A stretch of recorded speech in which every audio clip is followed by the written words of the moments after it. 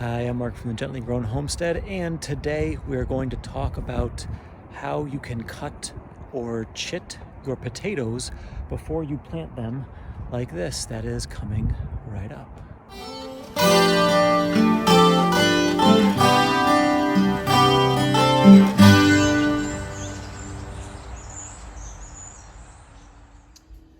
All right, so we sanitized our blade, and now we are looking at the seed potatoes. This one to the left is about the size of an egg. I probably don't have to cut that one. The one to the right here, you can see is, maybe twice as big or so.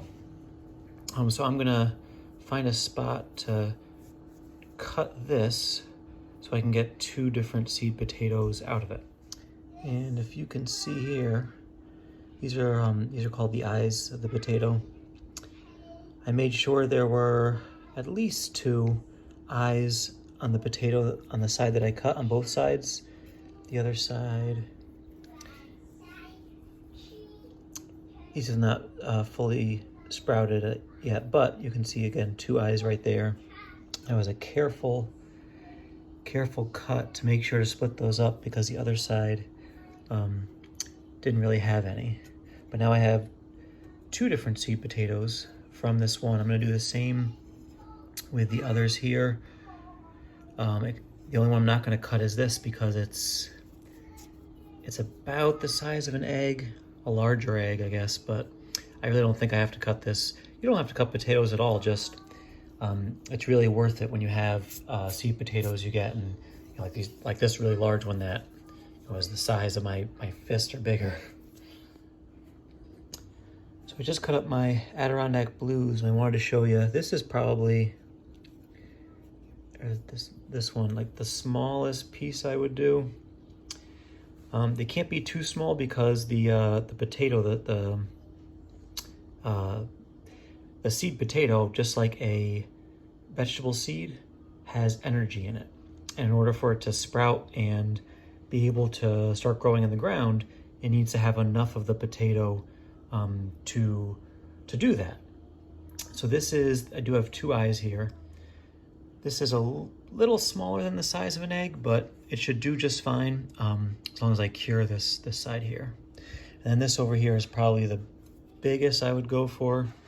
And you can see now, out of a bag that came with, what was it, 4 or 5 potatoes, we now have 1, 2, 3, 4, 5, 6, 7, 8, 9, 10. We have 11 different seed potatoes now, or chits. We're chitting these, it's called, in order to plant in the ground. And by the way, after I cut into these, it's the Adirondack Reds. What I'm doing is, these came, as most do, in a paper bag. I'm just putting these back in the paper bag that they came in, and I will store them for a few days until these cuts end up scabbing over and they're no longer wet and glossy like this. The only thing, if you do it this way, you have to make sure that you shake the bag or gently move around the potatoes every day to make sure they don't end up sticking to each other again, because they will heal over on top of each other like that. You want this to be callous, not sticking to another chit that you made. Another way to do this is you can let them dry out and cure just on a single layer like this. Leave it somewhere 2 to 3 days, and then these will scab over.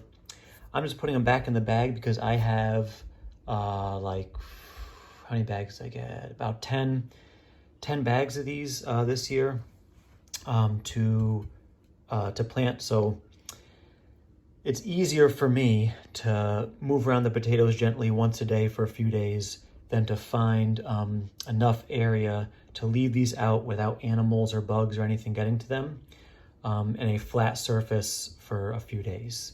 So that's why I'm doing this in the bag method. All right, I just chitted the last of my potatoes, the russets here. And I'm gonna keep a few bags of these whole. I am gonna plant some whole potatoes so we can see the difference between the chits and the whole potatoes that are planted. All right, so now you can either gently, I can't do it with one hand, gently just kind of roll the bag around, make sure the top stays closed. Or you can get your hands in there and actually just gently move the potatoes around a time or even two per day, just to make sure they don't start sticking to each other. Here we are about 3 days later, and if you can tell, this has scabbed or calloused over. It's no longer shiny. It is not raw. It is less likely to rot in the ground now when we go to plant these in the next couple days or so. And that is how you successfully cut or chit your seed potatoes. That is it for now. Please make sure to like this video, subscribe so you don't miss any new videos from the Gently Grown Homestead. Thanks again, be well and grow.